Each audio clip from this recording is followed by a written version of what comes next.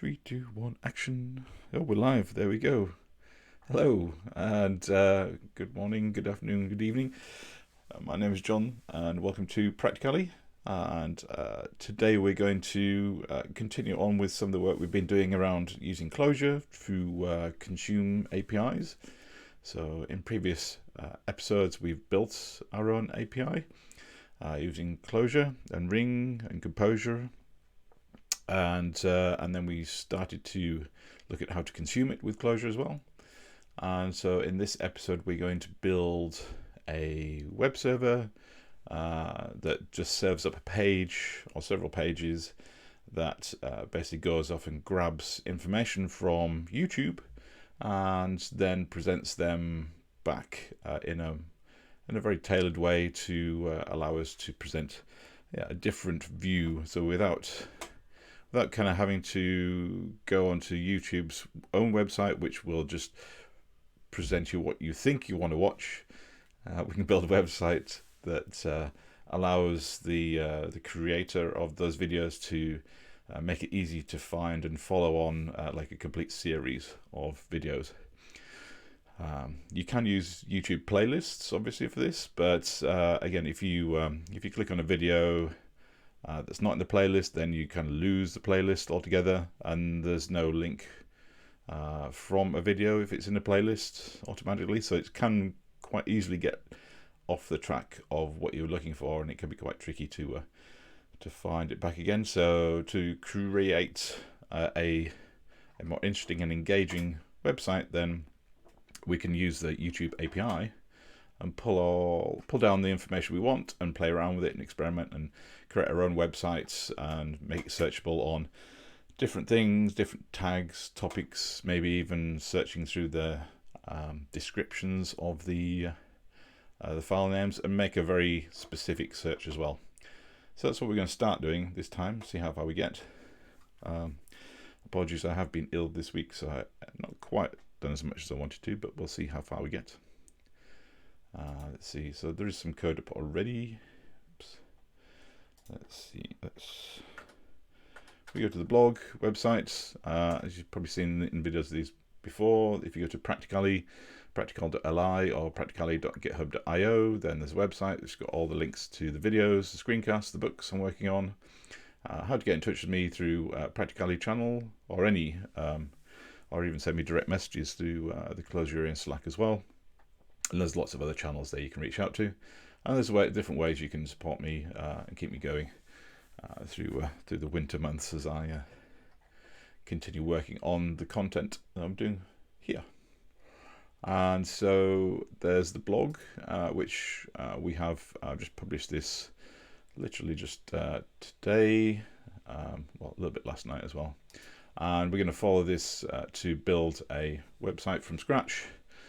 We're going to skip through most of this pretty quickly because we've done most of this before. There's a few tweaks to try and make it a little bit simpler. And then we'll focus on working with the YouTube API as well, which probably is the biggest amount of work I've had to do for this. Everything else is fairly straightforward. And all the code is up on, actually not all of the code, but all the code will be up on Practicalli YouTube website. There's some of the basic stuff there. I've done have I done one commit? I've only done one commit. No, I've done more than that, surely. I've done 2 commits. There we go. So I've got the basics of the web server there, and I think I've got the dependencies in there as well. And I'll push the rest of the code after the broadcast as well. Yeah, so we just got it up to the dependencies we've just added that we're going to use. So we're going to use Ring, Composure. So instead of, we've used HTTP kit previously, we're just going to use the more commonly used Ring for our application server. So this will serve up Jetty for us, and Composure, which is pretty standard, using CLJ HTTP instead of HTTP kit to get information from the YouTube API. And we're going to use clojure.data.json to be able to read the JSON and convert it into a nice Clojure data structure. Okay, let's go back to the blog post. Oops, there it is. I'm just going to move that. There we go.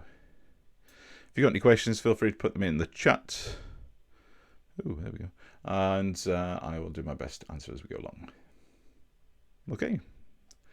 No questions so far. So what are we doing? So we're creating a website, and I'm using CLJ Clojure for this. So I've just used I've got the new CLJ new project installed, so I can just do Clojure and then use new alias, and then create using the app template because I want to run it as a program, as an application. And it's just called Practicalli, and is the domain, and YouTube website is the actual specific project in there. That's all stuff we've done before. Hopefully that's very straightforward. And then what I've done is in that project there's a deps.edn file, which is our project configuration, or at least the basics of that.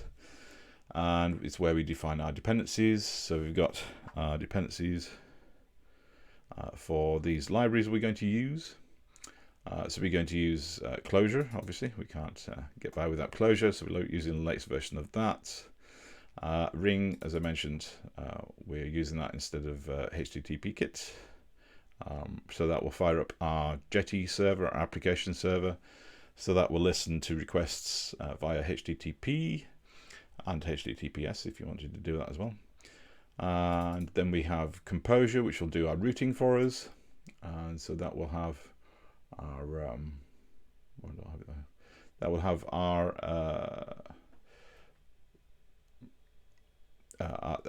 that will define the way that we take requests in and decide how to deal with them. So if you get specific requests, like you get a GET request on a specific address, then it will define what functions or what response you actually get.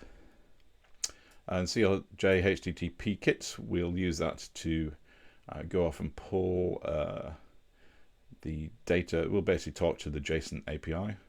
So there's this project here, CLJ HTTP, which works really well. It's a nice introduction stuff. So we can just basically do a get from there. So do a get and give the URL, and then we get the response. And then once we've got the response, it'll be in JSON. So we pull that JSON out from the body, and then we can convert that into the Clojure data structures.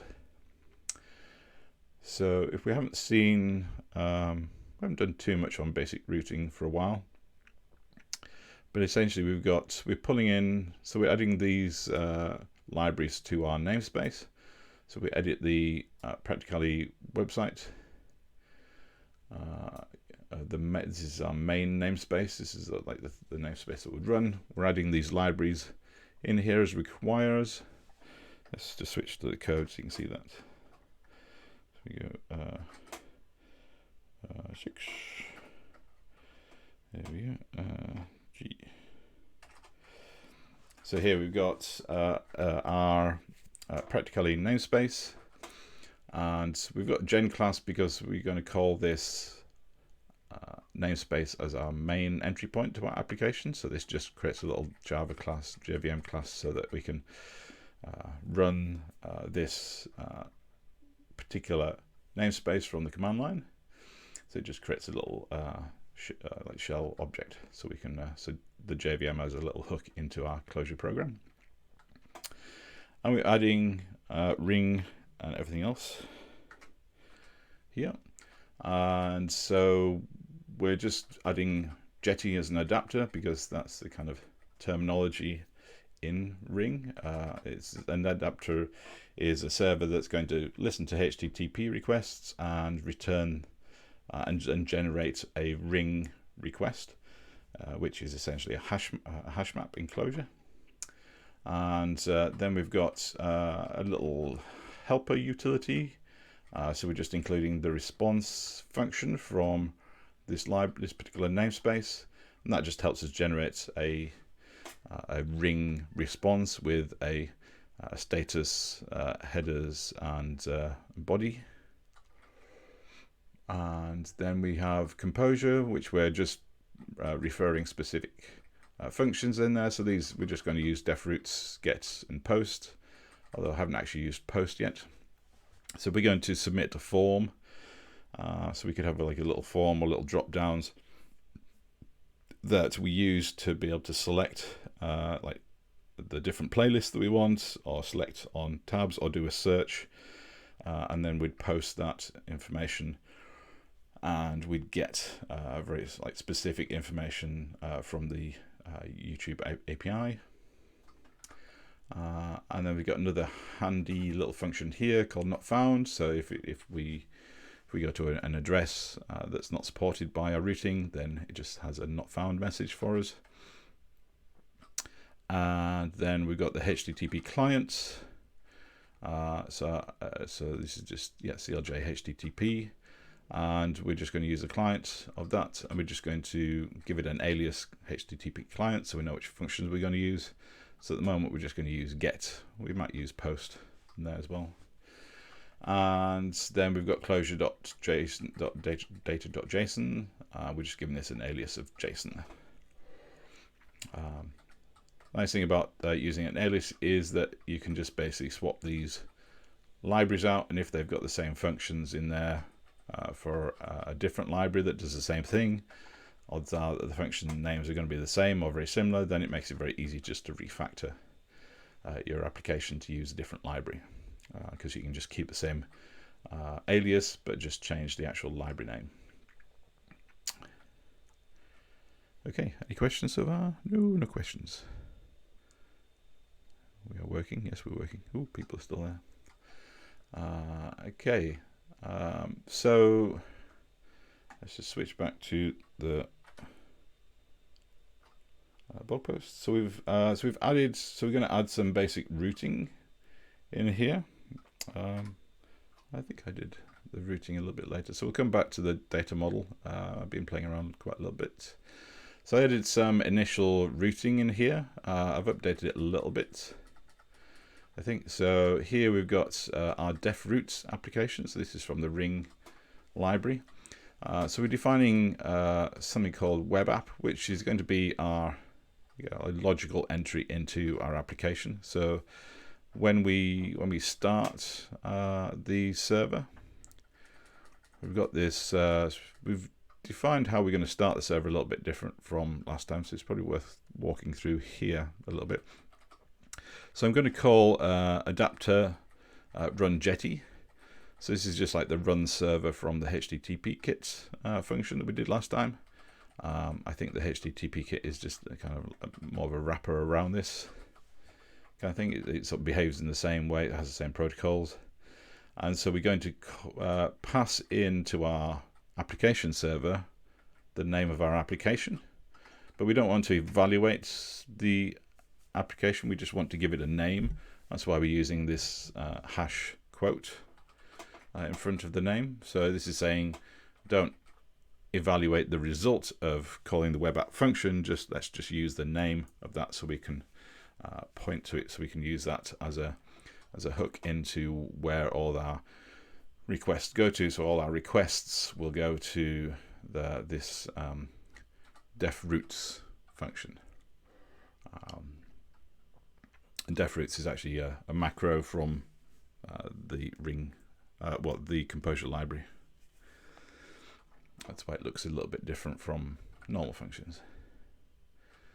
And so we're going to start our Jetty server. We're going to load up our Clojure application. And we've just got some configuration that we pass into Jetty as well. So we can pass in the port.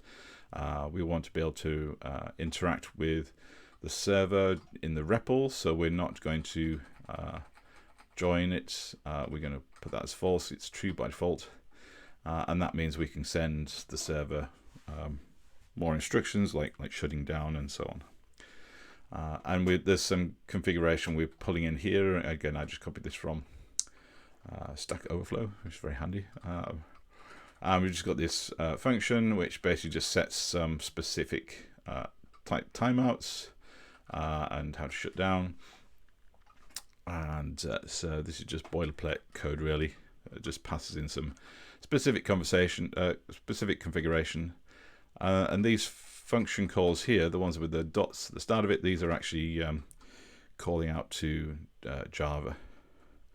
So these are Java functions, because the Jetty web application server is all written in Java, but for us, we don't really need to worry about that. We don't need to write any Java to use it. We can call specific functions that we're going to use on Jetty to configure it just by putting these dots in front of it. And the same thing when we come to start and stop the server. So in the REPL or in the editor, if you just want to edit these, add these to the editor and just evaluate them in the editor, you can do that as well. So when we run our application, it's going to start this, because it's going to evaluate def once, and that's going to start the server by calling this function, evaluating this function called run Jetty. And so that's already started when we run it, and if we want to stop it, we can just do call stop with the reference of the server name. And if we want to start it again, we can start it and stop it and start it and stop it and start it and stop it. So if we're going to add any, we're going to make any major changes to it, then we can very quickly start and stop the server without having to start and stop the REPL. So this is our entry point to our application, and then all the requests come into Jetty. It adapts them into ring hash maps as a request hash map, and they get sent to the web app application, and then this decides, this defroutes function decides what to do with it. And so we've got here, if we've just got a get function, just a normal, you put the URL into your browser, and you don't have anything on the end of it, just the domain name like localhost or practical.li. Then it's going to use that response function from Ring. It's going to use that response function to basically just create a response hash map, and it's going to put into the body just the text homepage. For a study group, we're going to call a particular function, and this is referred to as a handler function in Ring terminology. And we can also put in extensions. So the idea is to extend this, so we're not just asking for a particular playlist.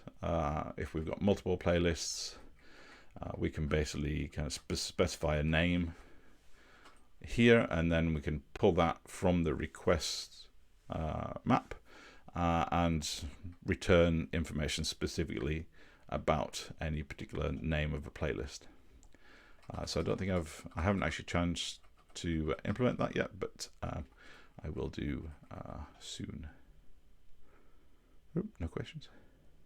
And then if we do accidentally put in a page that's not there, or use a method that's not supported, then by default it will return this page not found message. Okay.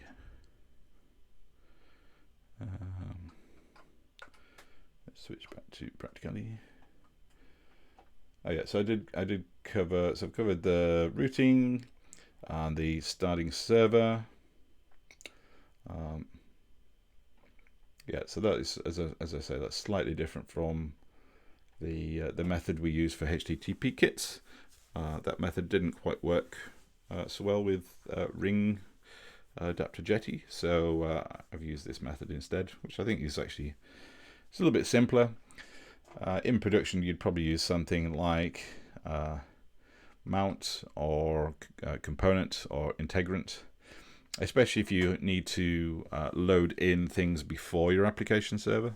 So if there's things you wanted to do, like set up a database before you started running Jetty, then obviously you need something a little bit more useful like mount or integrant or component, and that will help you load in components in order and start and stop them specifically as well. But this is just like a simple version of doing that, really. Okay, so now we get onto the meat of what we're doing, and this is the part that took me the longest, I guess. Just try and pick through the all the APIs that YouTube has. So if you're going to use YouTube, then you do need to sign up, and you need to create an account on there. So if you just go to YouTube API, and then you got this developer, because they're all under Google. So you've got these. So you need like a Google developer account, or you need to like log in with your account, and it sets it up. And it's a bit tricky to find all these things. It took me ages to navigate a lot of this stuff, but if you go into the getting started, then it kind of tells you how to set up an account, and then you can go to the Google Developer Console, get your authorization credentials and so on, and then you go and enable some APIs as well. And so I've just gone in and enabled the YouTube API, which I think, yeah. So here, this is my Google APIs dashboard, and you can go in and enable as many APIs as you want to, and then it shows you all the traffic, how much has been going on there. I wonder if that was that today, yesterday. There we go. Yeah, this is when I was playing around with it. So you can see when it's being used, and we've got errors as well. And if you click through there as well, you'll also see your API key, which you'll need to be able to add to the requests you're sending to the YouTube API. If you don't use the key, then it will just give you that application denied, as we saw last time. If you are going to work with an API, then it's usually good to go through the process of getting an account and everything set up, because sometimes it can take a while for them to be set up. So it's not always instant. So I was going to have a look at the Company's House API as well, which I thought I'd registered for, but it seems I requested the registration, but then that expired. So I'll have to do that again, and that takes 24 hours to do. If you have another one, you can also go to another good API to have a play with is Twilio. And so they've got a really nice website for developers. Maybe it's just Twilio developers. Twilio developer. There we go. Yeah, so they give you lots of help there about how to actually use their APIs. If you want to like do anything with phones, like SMS, that sort of stuff, it's a really nice API for using that. And they do give you an awful lot of information about how to set things up, and there should be plenty of examples there as well. Okay, back to YouTube. So the tricky part is then also kind of figuring out which sections and which pieces of information you want from the API. So this gives you the API and the resource types. And so I had to try and figure out what it was. So if we wanted playlists, then there's a resource type for playlists, and it gives you the URL. So we've got this general URL that we're going to use. Let's make that bigger. There we go. Boop. So we've got this general URL here, which is just version 3 for all the YouTube APIs, whichever resource you want to call. And here we want to get playlists, so we'll just add that to the end of this this URL for the API.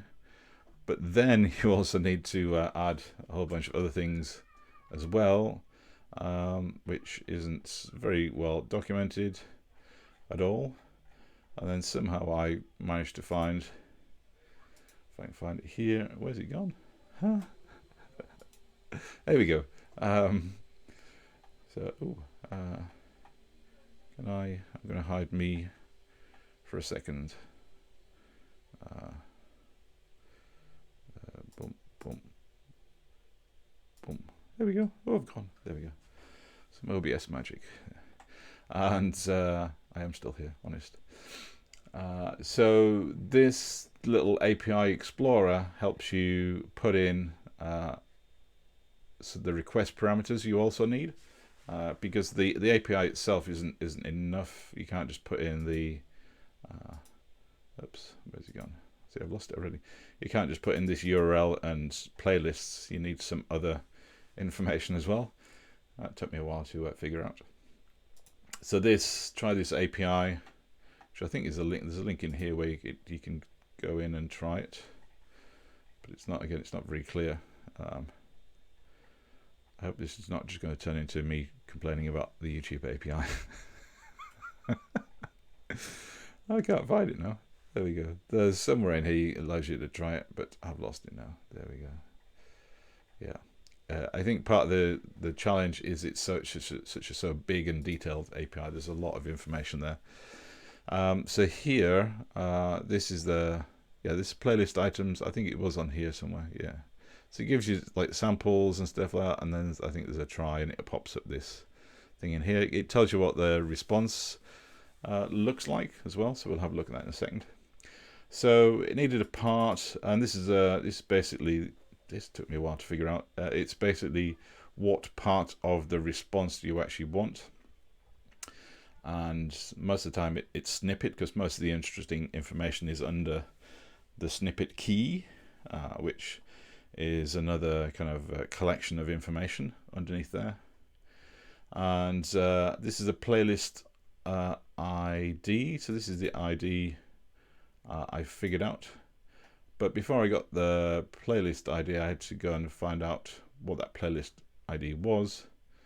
So I think there was, so I went to playlists, and then, yeah, I needed to get the playlists, which then gave me the playlist information, and then I could go into playlist items and get the specific videos from that playlist. I hope that made more sense than it did when I first looked at that. But let's have a look to see what I actually did. Hopefully that will help as well. So I'm going to use a def in here, mainly because I'm developing, and also because this the results of calling this API is not going to change very much. I don't need to set up streaming. I don't need to kind of be notified when updates are happening, because updates to this API, the results of this API are only really going to change once a week or whenever I push up a video. And currently I'm not pushing up videos not every few seconds or every few minutes. It's once or twice a week at the moment. So it's quite easy. It's quite useful for me to cache that because and I'm using a def to do that. So I'm just doing this def, just defing this name to the results of this. Well, this is just the URL I'm going to build up first, and then I'm going to do a def that basically grabs the results of the API, and then once we've called Practicalli channel playlist full details somewhere in our code, then it will just cache that result, so it doesn't go off and try and reevaluate it unless you restart the REPL, or if you undefine the def and then redefine it. So this helps us minimize the amount of calls we're making to the YouTube API. I don't really have to worry about that specifically because it gives you fairly generous data limits. But if you're making a lot of mistakes then, or if you're navigating through an unknown API or a very complex API, then it's quite handy just to cache it. And it makes it quicker, obviously, because you're not going off to the API each time. And also you're not kind of hitting it unnecessarily. If the information is not changing, then you don't need to go off and get it again. So we're creating this URL because the URL is quite complex as well, and also I need to add in that YouTube API key, and I don't really want to hard code that into my code like I did last week, because that's not something you want to push up onto your repository. So what I've done is I've set an environment variable. So I create this environment variable in my operating system called YouTube API key. And I can use this system getEnv function call, which will basically pull the string value of this environment variable into my Clojure program. And all I'm just doing that is using the string function just to add it on to the end. So it's basically just string is just combining the basic YouTube API with the specific resource that I want, which I want, in this case, I want to get playlists. And the part I want to get from the results is snippets with some content details. And I'm specifying the channel ID for Practicalli. So this is specifically Practicalli's unique ID. So if you actually go to the Practicalli channel, then you'll see this in the URL for that as well. And then we need to add this key, and we pull this key in from using the system getEnv from our YouTube API key. So that means that I can push this code and nobody knows what my API key is. Then anybody who wants to use it just needs to ask me and set an environment variable on their computer, and they can then run that YouTube command. They can basically run this. They can evaluate this def, and it will add the API key to that automatically. There are other libraries that you can use. There's like Environ and a few other things you can use to do this. But if you're doing a Clojure application and you're on the JVM, then this is like the simplest approach you can take.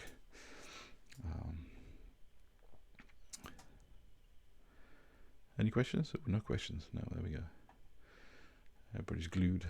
Everybody's coding away in the background, hopefully. So we've got a URL. So we now actually need to. So I created this separately because it's quite long and complex. So this is a separate def, and then I've created this def to cache the results of the API. So we're calling. We're using CLJ HTTP to get to do a get on the particular URL that we've just created up above, and then we are going to just extract the body from that because we want to have just the JSON response part of it. So from the HTTP client, we're going to get the whole data, the whole response back. So it'll have lots of different sections. I think it's about 4 or 5 different sections that's available. But we're just interested in the body because we want the JSON response from YouTube. So just using body here as a function call on the result of this HTTP get, which itself, when we evaluate this, then this is just returning a hash map with keys and values in there. So one of the keys is body. So this is just going to give us the hash map that body is associated with. And that is a this is a JSON file. We're going to read that in and convert that into a Clojure data structure. So this will be like, now it'll be a Clojure map and a Clojure hash map, and the actual information we want is inside this items. So there, the keys are inside the JSON object are strings rather than keywords. I could run something over the JSON response and convert all the keys into keywords, but keys just work just as well. So rather than using items up here, I just have to use get. So use the get function on the map that JSON returns from the body of the HTTP client request to YouTube. And I just want the items section, which again is another map And let's see if we can show you that. Let's see if we're actually running. Are we running? Yes, we're running. Cool. There we go.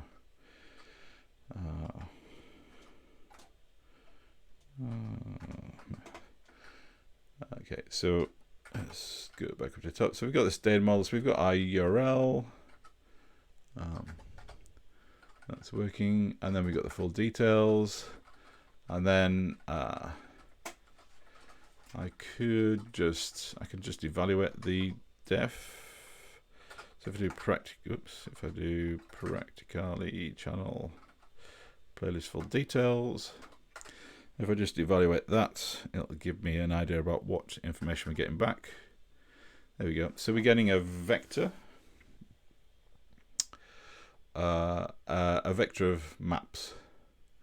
And in the map, we've got things like kind, etag, ID.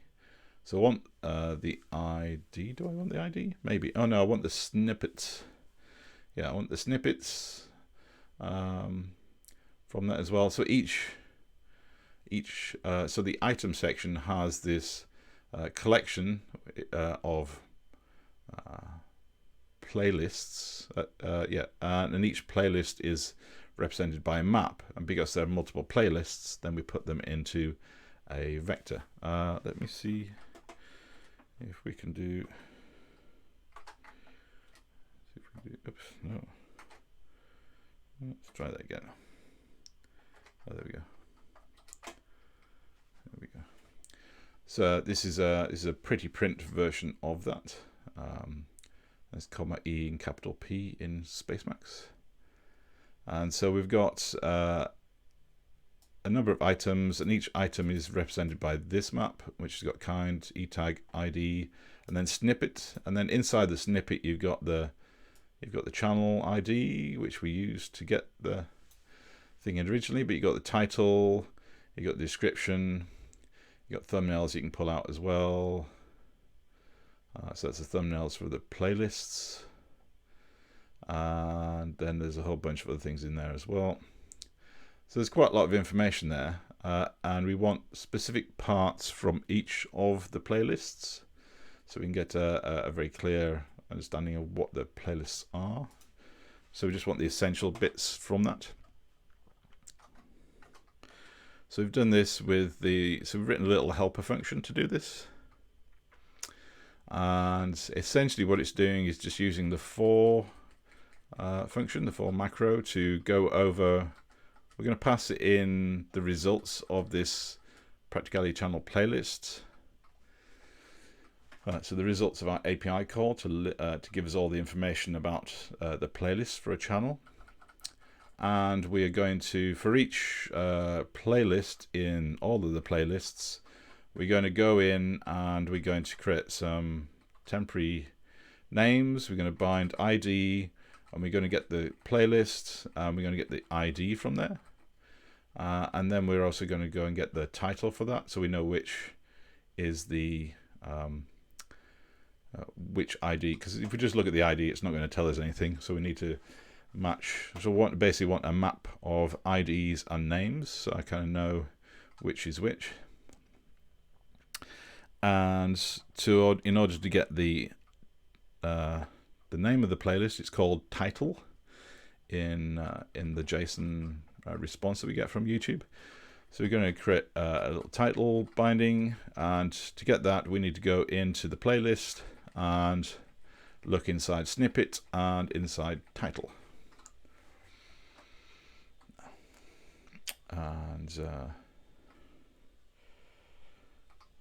And then we just return those as like a key and value pair, so that ID is going to be a key and the title is going to be the value. And we're just feeding those in using into to just join all those together into a single map. And then we're calling this just as a test, just to make sure that's working. So we're calling playlist names, and we're going to give it the playlist that we get back from the JSON response. And then we get our key value pairs here. So we've got the Clojure and CLI tools deps. That's the ID for that playlist. For the Clojure study group, it's the last one there. So I can then use that. I can then use this playlist ID to go and have a look at the specific videos that are in Clojure study group. You can kind of see why it took most of the work to get this done. I've probably spent hours going through the YouTube API doing this. Everything else is a lot simpler, I think. But once you've got a basic understanding of the API, then it's very easy to kind of work with it. It's just there's so much in it. You need to kind of have a little play and experiment to see what's going on. So I did use the REPL quite a lot to experiment and play around and make sure I was getting the right information that I wanted, and writing these little helper functions to be able to kind of get that as well. So we've got the playlists. So we know what playlists are available on that channel. And then we've got, but we want to have a look at the specific playlist, because the idea is to take a playlist and get the videos from that, and then just display little kind of thumbnails and the kind of name and a link to the video as well. And so we can just have a list of the thumbnails with the name of that, and maybe just a brief description of that as well, and maybe pulling out some of the tags that we have as well, and then we could just search on that tag information as well and say, well, show me all the videos that have this particular tag and don't have this tag in, and so on. So it helps you refine the search a little bit better. That's still work in progress, but we're a lot closer to getting there now. Ooh, no questions. So like we've done for the playlists, we're now going to just specify a particular playlist, and this is a little bit hard coded.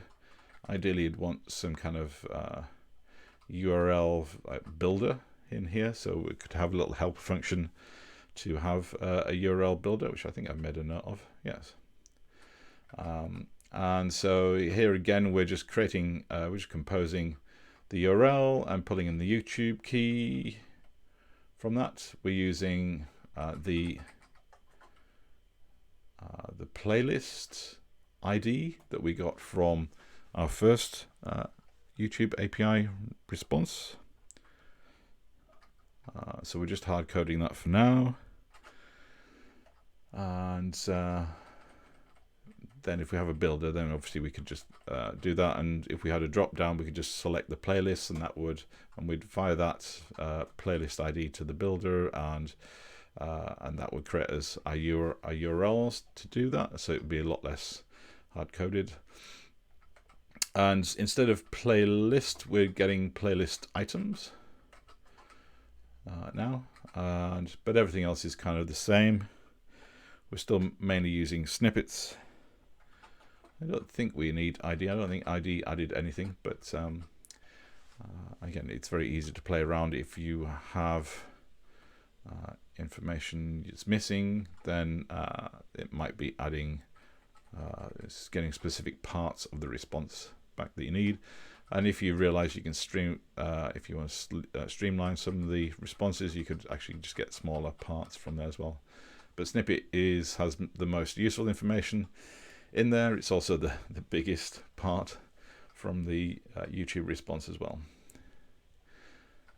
So that's pretty much the same. We just tweaked it to just have a different URL and a playlist ID instead of a channel ID.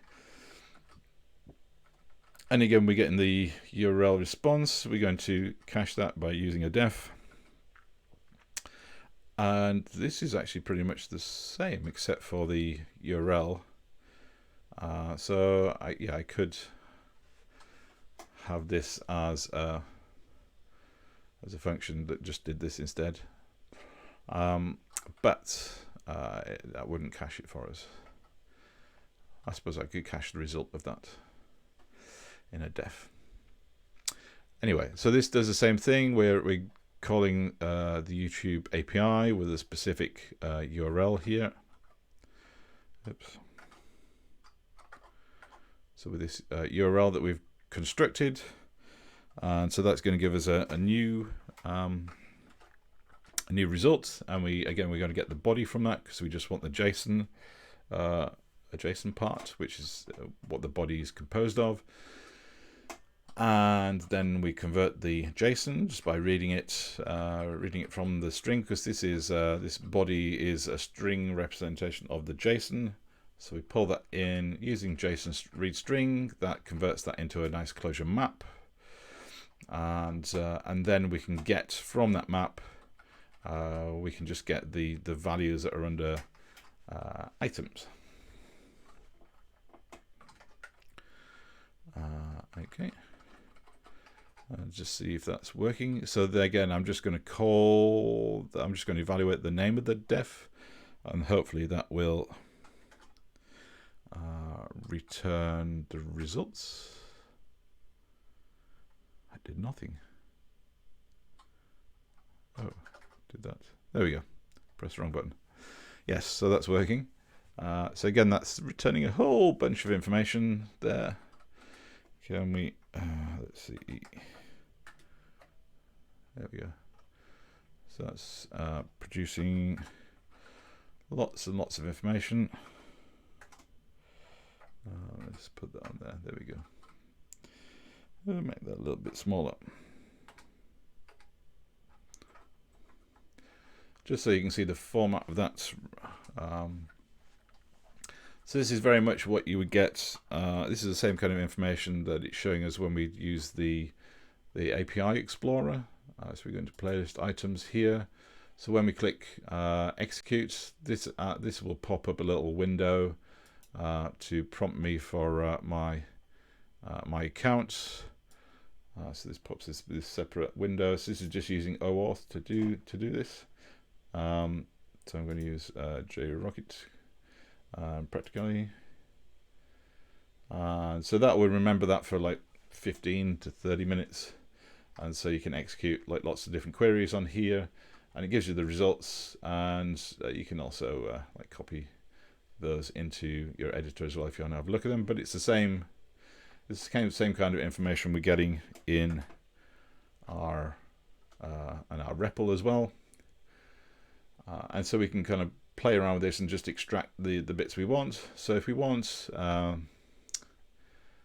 specific information from this, so I've written another little helper function to get the playlist items, just the important values. So we want the ID for the video, which is the URL part, a specific part of the video. So the little like 12 characters that uniquely identify the video, and that's underneath snippet, resource ID, video ID.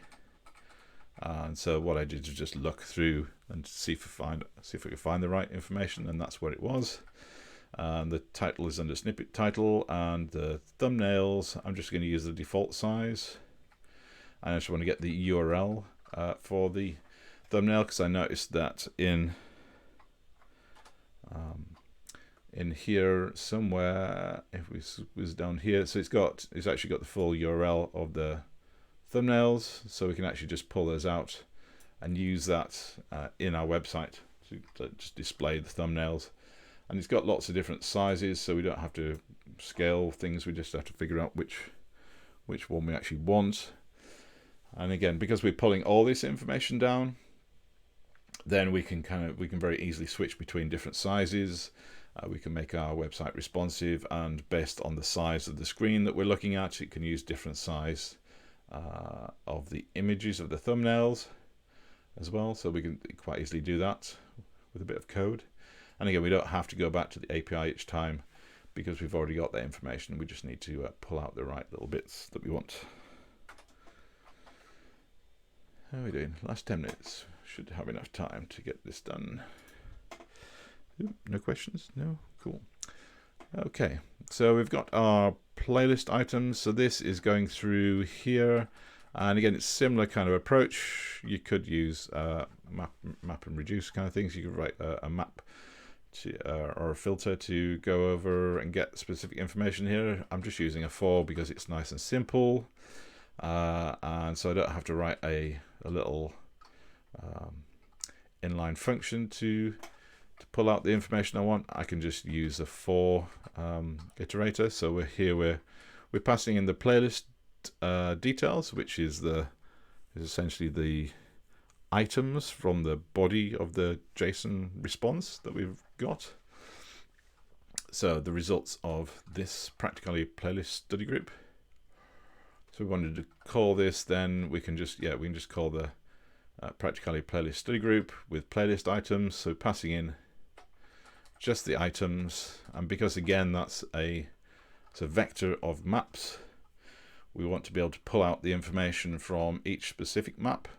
So we're going to use the for to get all of the playlist details here represents the vector of all the maps, and the item represents each individual map as we iterate through every map in the vector. So we get the first map from playlist details, and that's now bound to item. And then we have a little embedded let in the for loop, which basically just does what the let function does normally and binds to this name this particular value that we're getting. So we're basically calling get in on the item being the specific map, the first map in this case, that we get from playlist details. And we want to traverse through snippet, which is the top level key, and that has a map. So the snippet is bound to a map, and that map has inside it a key called resource ID, and that resource ID is bound to a map, and in that map there is a video ID. And so we're basically stepping through 3 different levels of this nested structure. Which is back here.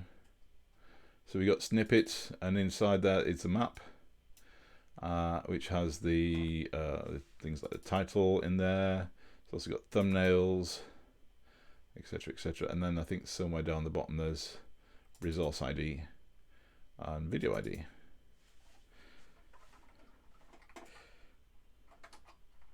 So we can use these simple functions to get the information for ID, title, and thumbnail. And then what I'm doing is I'm going to return a map for each, and that's going to have like a key, which is the ID. And then the title and thumbnail as a vector. So basically just getting the ID of each of the videos, because that's going to be unique because it's part of the URL. So I know for a fact that they're all unique within inside YouTube. So I don't have to worry about the keys not being unique. And then for each of the videos, then I can just have the title and the thumbnail there, and then that was what I thought would be enough information to start actually putting that onto the web page. So if we test that function, let's see if it's working. Oh, it's not working. Ooh. Did I do something wrong? Oops, that was working. Have I put the wrong thing in there? Oh yes, I put the wrong thing in there. Have I? Oh yes. Oops, sorry. So I want this. I want this, don't I? Yes. Oopsie, that's why it doesn't work. There we go, because I'm calling the wrong. I'm calling the URL and not the results from the URL. Oops, my bad. There we go. So let's. There we go. So now I've got a map as a hash map in Clojure, and each of the keys are the strings. I guess I could convert them. I could convert them into keywords if I wanted to. but we'll see. So it's got the first string is the title, and the second string is the image of the picture of the thumbnail for that video as well. So it's very easy then to just walk over this and basically just create the HTML elements that would display these. And to do that, I would use a handler function. And so we've got our basic information from YouTube. We've got our two calls, one to get the playlists and one to get the playlist items. And then we can now play around with the data and see what information we want. Here we're getting just the ID, title, and thumbnail, and then I can now start putting that onto the playlist. So I can create a handler called playlist. So this is just a function that's going to be called whenever we go to our root and if we ask for the study group, then it's going to call the playlist function. And at the moment, this is just going to create a simple text response, and we're going to basically call playlist items with the playlist study group results, which is going to return this. This is the same as doing this call here, which I just did. So it's going to return a map, and initially I am just converting that into a string. Oops. Here, so here I'm just putting it as a string because it doesn't like returning a response as a map. It gets confused, so I'm just putting that back as a string. So if I go to my website, if everything is still working, I can remember where I'm actually running my server. Let me just double check. I've forgotten already. So I was running my server on port 8000. So if this is running, then it should be localhost 8000. So let's see, fingers crossed, localhost 8000. Have I not started it? Maybe I stopped it. So let's open my REPL and let's do .start server. Oh yes, I stopped it. Yes, you can see just above. I was testing out the stopping of the server, which worked obviously. And if I start the server, that's working. So we've got yeah, it's showing me some info. The server's up and running, and it's up and running on. It's listening to HTTP. It's on localhost port 8000. So if I switch back to, oops, oh, I didn't want to do that. Oops. No. There we go. So let's go back to the browser. So let's try again. So this is the message that you get when I'm using Firefox. So this is the Firefox's did not find the response. If I try it again, we get the awesome homepage thing. So this is just on the root of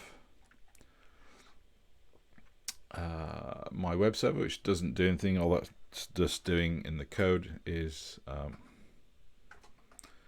if we look at the routing, all that's just doing is doing this response homepage.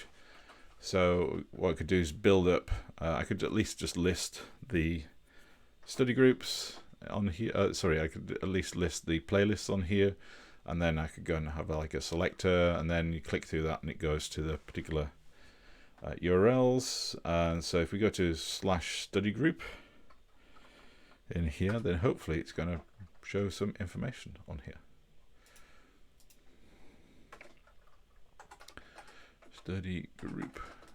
I need some dramatic music in the background. Is it going to work? It works! Yay! Cool. So it's not very useful at the moment, but we have the data here, and we just need to turn that into a nice, interesting and engaging kind of website. And I think I was doing that with Practicalli. Oh, actually, it's in the blog post, isn't it? So I'll put a link to that. Let's go here. If we go down all the way down the bottom, whee. Yeah, there we go. So we can build something that looks a bit like this. Oh, that's quite big now. So build something that looks a bit like that, except it actually has real data instead of fake data. That does that, and this is just from this repository. This is Clojure script, but it pretty much works the same. I think the only thing I need to check is what tool to be able to get the if we can use the same library. I think you have to use a slightly different library to get the API requests if you're going to do that from Clojure script, which is what I had the problem I had before. This is using line fig wheel. This is a little bit, still works, it's still good, but it's not using fig wheel main and not using the CLI, so I might redo this as one of the broadcasts. That broadcast I keep pushing back. I haven't got around to it. I'll do that from there. Ideally, I think what I'd like to do is, instead of just calling the APIs from Clojure script, I'd actually like to build up a database with the information and then call that database from the browser, because otherwise every time you refresh the browser page it's going to be going off and pulling the API, whereas if it's all it's just doing is going into it's pulling into a database, something like Firebase, then we can control the data flow and the data limits that we're actually using. Oh, that's me again. Here we go. So we'll have a look at the best way to do that. But what I can do is I can still kind of build this on my server-side website. It just won't be quite as responsive. It won't have WebSockets or anything fancy like that. But I think for this particular use case, I don't think we need them. We just have a very simple output. Obviously not that simple, because that's not very useful. It's not, you can't click on anything. But we can use this to create URLs for the videos, because all I need to do is just put the YouTube youtube.com in front of that, and I've got a URL for the video. I think I might have to put in the watch and then the parameter as the video for this, but it's very easy to build. All I need is just a single URL to stick in front of that, and I've got the URL for each of those videos.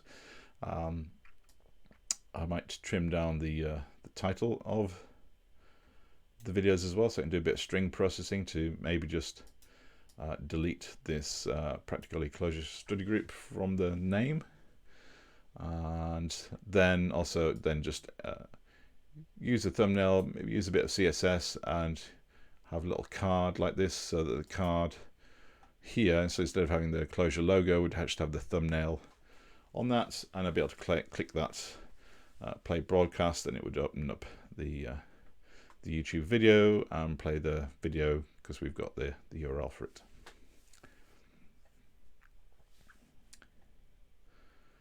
Okay, so I think most of that's covered on the blog. There's a couple of extra little bits I'm going to add, but it's pretty much more or less there. And I'll update the GitHub repo as well, and you should be able to follow all of that and play around with that as well. If you are going to use the YouTube API, you do need to get a YouTube key, but if you just go onto the YouTube getting started, so if you just go YouTube API, then you can sign up and get your account there as well, just using those instructions in getting started, and that should be everything you need. Okay. Anything else I was going to? Oh yeah, so the next step for this would be to use some kind of CSS library. There's no need to, this is pretty standard kind of stuff. I think that's what I used here. I think I used Bootstrap for these. It's just a Jumbotron, and these are just cards. I think Bulma's got the same kind of thing. as probably does Foundation as well. So you can just use whatever CSS framework you're comfortable with. Just put that into the resources file, resources folder in your project. There should be a HTML file probably in there. Let's see. Let's just check to see if that's the case. Ooh, my stomach is rumbling. Excuse me. So if we open file, so if we go back up to the root, oh yeah, there's a resources directory, and so if we create a public thing in there, we could serve up HTML in there, or we could just include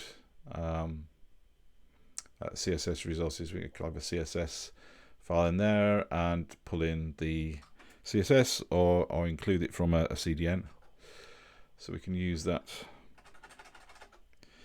Not sure why that's doing that. There we go.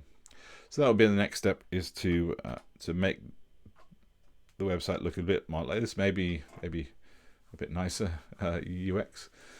I'm not a UX designer, but basically we've got the information now, so we can now build whatever kind of website that we actually want and present it in whatever way we want and make it searchable. We can pull out, next thing would be to pull out will be also the tag information. So on each of the libraries in YouTube, then in each of the videos, they should all be tagged.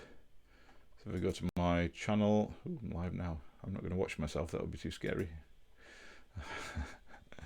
So if I go, not to the live one now, if we go to 50 and don't play that, oh no, I don't want to play that, there we go. There should be tags in here, I'm not sure where they show up though. Yeah, there's categories and there are tags, but they're not really not really showing up on here, but I should be able to pull that out from the information that we're getting from the API and add that there, and then you can add that to the user interface and have some way to search on particular tags, or include tags as part of the search parameter that we're running. So once you've got the data that you want, then everything is fairly straightforward. It's just hacking around in Clojure and maybe playing around with a little bit of CSS, and you can see what you can build. Okay, I'm going to leave it there for now. Thank you very much for listening. We are a few minutes over, but I hope you all enjoyed that. If you've got any questions, suggestions on what to do with this or any other of the broadcasts we're doing, then please let me know. And you can reach out to me via the Practicalli website, as always. You can also reach out to me directly with John, John, at practical.li. You can email me at that address, or get through to me on the Clojure Slack channel as well. Okay, I'm going to leave it there. Thank you very much for watching again, and we have hit over 200 subscribers since I changed to the Practicalli channel. So thank you very much for everybody who watches, and see you next time. Thank you. Bye-bye.